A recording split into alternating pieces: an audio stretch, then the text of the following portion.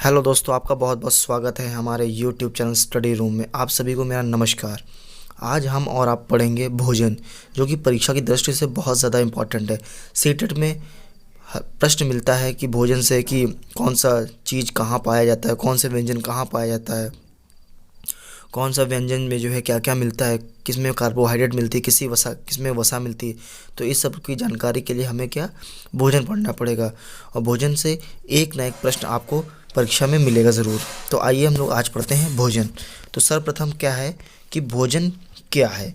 तो भोजन वह पदार्थ है जिसमें जीवों को ऊर्जा मिलती है। अब देखिए, भोजन क्या होता है। भोजन क्या होता है, हम लोग खाते हैं क्यों खाना, क्योंकि हम लोग को क्या ऊर्जा मिलती है। ऊर्जा मिलेगी तो हम लोग अपना दिन प्रतिदिन काम करेंगे। तो बहुत ही सरल भाषा में लिखा है यहाँ पे, भोजन वो पदार्थ है जिसमें जीवों को ऊर्जा मिलती है। मतलब हम खाते हैं और उससे हमें ऊर्जा मिलती है, और ऊर्जा की मदद से हम लोग दिन प्रतिदिन का अपना कार्य करते हैं। फिर अगला प्रश्न है, भोजन प्राप्त करने के आधार पर जीवों के प्रकार बताइए। अब जो भोजन लोग खाते हैं, तो अगर मनुष्य है, कोई अगर मनुष्य सर्वाहारी है तो वो सब कुछ खा लेगा, साग सब्जी भी खा लेगा, मांस भी खा लेगा। तो इसी श्रेणी में बांटा गया है कि एक शाकाहारी होते हैं, मांसाहारी होते हैं, सर्वाहारी होते हैं। अब शब्द शाकाहारी से आपको समझ में आ रहा होगा कि शाकाहारी क्या कह रहा है। कि शाकाहारी वो होते हैं जो शाक खाते हैं, मतलब भाजी पर रहते हैं, सब्जी खाते हैं, है ना, हरी सब्जी खाते हैं, पत्तेदार सब्जी खाते हैं। और मांसाहारी क्या कहते हैं, मांसाहारी वो जीव होते हैं जो मांस पर निर्भर होते हैं। जैसे शेर मांसाहारी होता है, वो पत्ती वत्ती नहीं खाता है ना, तो मांसाहारी आपका शेर हो गया। सर्वाहारी ऐसे जीव जंतु जो मांस भी खाते हैं और शाक भी खाते हैं, मतलब मांस पे भी अपना जीवन यापन करते हैं और हरी पत्तियों में भी करते हैं। तो ये आपके हो जाएंगे सर्वाहारी। फिर अगला प्रश्न आता है, पौधों के खाए जाने वाले भाग। अब पेपर में जरूर पूछता है कि पौधा अगर कुछ दिया हो जैसे तना, तो पूछेगा कि निम्नलिखित में से तना क्या है। तो वहाँ पे अगर आपको पता होगा कि तना कौन कौन सी है, तो आप यहाँ पे देख लीजिए इसको। बहुत अच्छा टॉपिक है ये, कि बहुत ही प्रतियोगिता परीक्षा में पूछा गया कि आलू क्या है, तना है कि जड़ है। तो आप लोग यहाँ से सीख लीजिए इसको। तो तना क्या है, आलू में तना होता है, प्याज होता है, लहसुन, अदरक, हल्दी, ये सब क्या है, तना होते हैं। ये सब परीक्षा में बहुत पूछा जाता है कि हल्दी क्या है, तो हल्दी आपकी क्या है, एक तना है। पूछेगा अदरक क्या है, निम्नलिखित में से तना कौन है। ऑप्शन दे देगा अदरक, शकरकंद, शलगम, मूली। तो आप लोग पढ़े होंगे तो अदरक लगा देंगे आसानी से। फिर अगला आता है कि जड़ क्या होती है। तो जड़ क्या है बेटा, गाजर होती है, मूली होती है, शलगम, शकरकंद, चुकंदर, ये सब क्या है, जड़ है। तो ये सब क्या होती है, जड़ होती है। कि जमीन के नीचे पाई जाती है ना, आलू भी जमीन के नीचे पाई जाती है, लेकिन वो आलू क्या होती है, मेरी तना होती है, मतलब स्टेम होती है, इंग्लिश में बोलते हैं इसको। और गाजर भी जमीन के अंदर ही पाई जाती है, लेकिन वो क्या है, जड़ के रूप में होती है। तो जड़ में क्या क्या आता है, गाजर आती है, मूली आती है, शलगम हो गया, शकरकंद हो गया, चुकंदर हो गया। अब आता है पत्ते क्या होते हैं। अब पत्ते सभी लोग वाकिफ होते हैं, तना और जड़ में कंफ्यूजन होता है। पत्ते जानते हैं, पालक होती है, बंद गोभी होती है, सरसों होता है, बथुआ होता है, मेथी होता है, मूली होता है, चना, ये सब क्या पत्ते में आता है। मूली का मतलब ऊपर वाला भाग, नीचे वाला नहीं, ऊपर वाला भाग जो पत्ते होते हैं। और फूल क्या हो गया, गुलाब का फूल हो गया, गोभी हो गया, ब्रोकली हो गया, केला हो गया, सीताफल हो गया, कचनार, ये सब क्या है, ये सब आपके फूल हैं। अब बात करते हैं बीज क्या होते हैं। जो हम लोग इस बीज मतलब सीड्स, सीड्स में क्या क्या आते हैं, चना, मक्का, चावल, गेहूँ और मेथी। अब अगला प्रश्न आता है, जानवरों से मिलने वाले खाद्य पदार्थ क्या है। कि हम लोग जानवरों से क्या क्या हम लोग लेते हैं। तो दूध, सभी लोग जानते हैं, दूध गाय से मिलता है, भैंस से मिलता है, बकरी से मिलता है ना। और फिर आ गया मांस। तो मांस किससे मिलता है हम लोग को, मांस मिलता है बकरा से, मुर्गा का से मिलता है।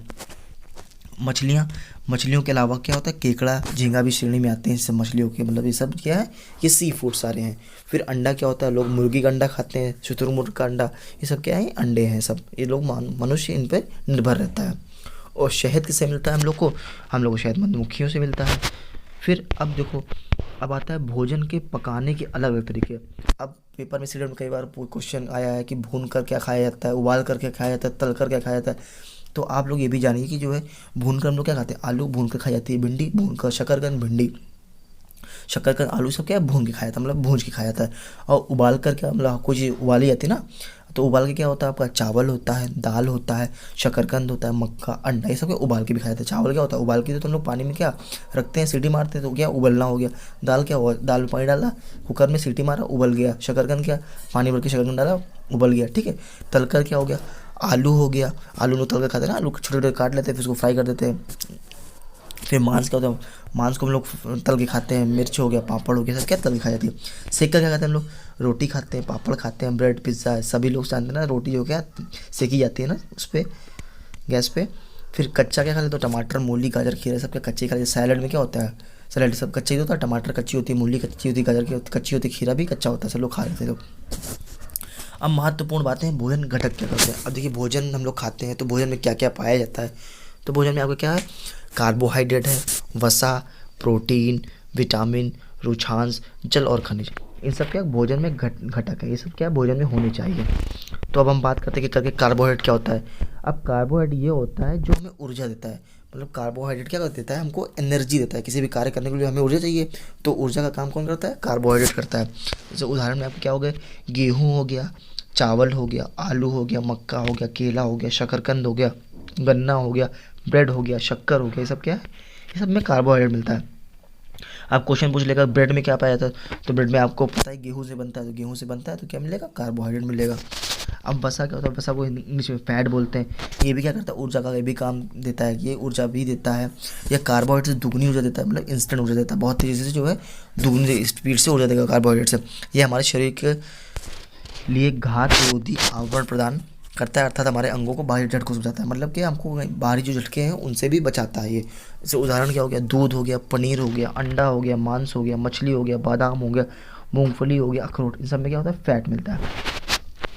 अब बात करते हैं प्रोटीन क्या होता है। प्रोटीन होता है शरीर वर्धक भोजन, मतलब आपकी शरीर को बढ़ाता है, शरीर वर्धक मतलब शरीर को बढ़ाने वाला।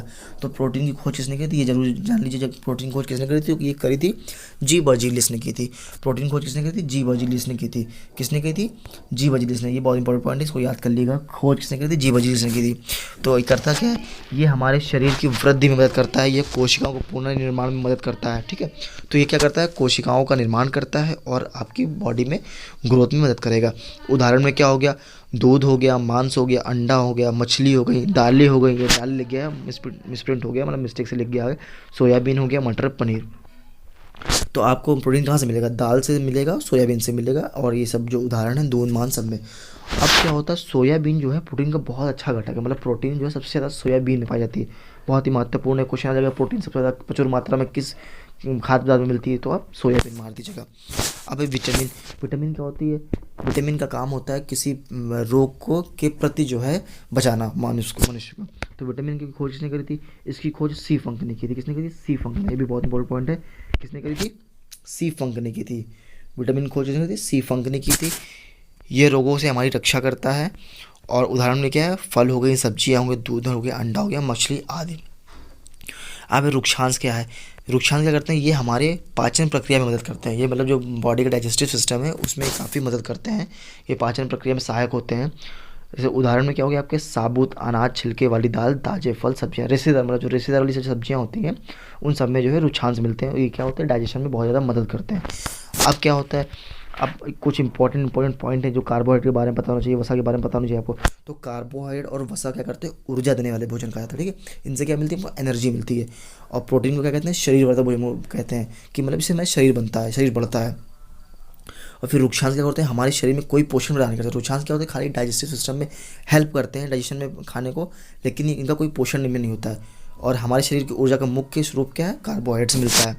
अब बात करते हैं संतुलित आहार। संतुलित आहार में क्या क्या, अब देखिए संतुलित आहार, संतुलित आहार में क्या कहता है, यह आहार जिसमें सभी पोषक उचित मात्रा में जितनी एक आयु वर्ग के मनुष्य को चाहिए उपलब्ध हो, तो वह आहार संतुलित आहार कहलाता है।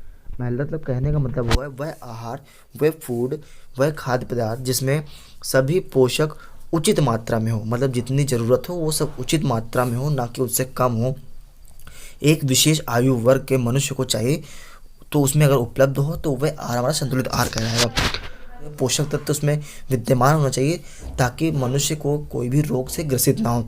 अब बात करेंगे क्षेत्रीय आहार। क्षेत्रीय आहार मतलब होता है कहीं ना कहीं जो विशेष जगहों में वो आहार मिलता हो, वो खाद्य पदार्थ मिलता हो, है ना, हर जगह की अपनी अपनी प्रसिद्धि। तो ये सब क्या होता है, क्षेत्रीय आहार होते हैं। तो उत्तर भारत के लोग रोटी ज़्यादा खाते हैं क्योंकि इस क्षेत्र में गेहूँ आसानी से उपलब्ध होता है और सस्ता भी, ठीक है। अब इसमें क्या किया, वो जो उत्तर भारत के लोग हैं वहाँ पे रोटी ज़्यादा लोग खाते हैं क्योंकि वहाँ पे रोटी जो है आसानी से सुलभ तरीके से लोगों को मिल जाती है।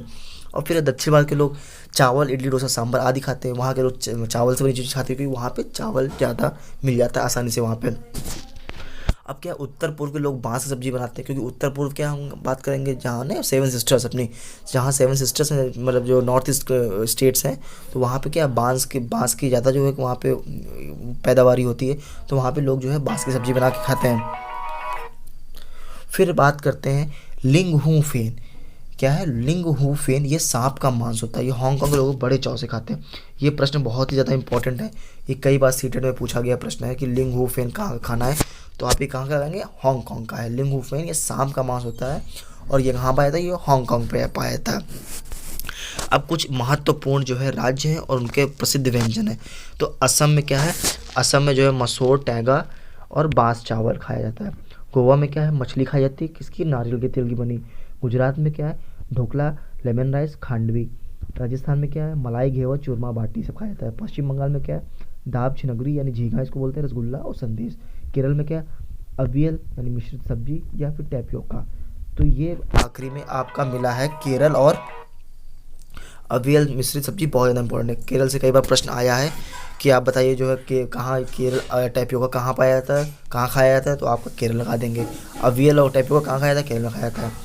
और ये सब बहुत ही ज़्यादा अपने आप में महत्वपूर्ण प्रश्न हैं जो आपको बताए गए हैं और इनको आप जो है बड़ी ही सावधानीपूर्वक से पढ़िएगा और ये सीरियल में आपके लिए काफ़ी मदद देंगे।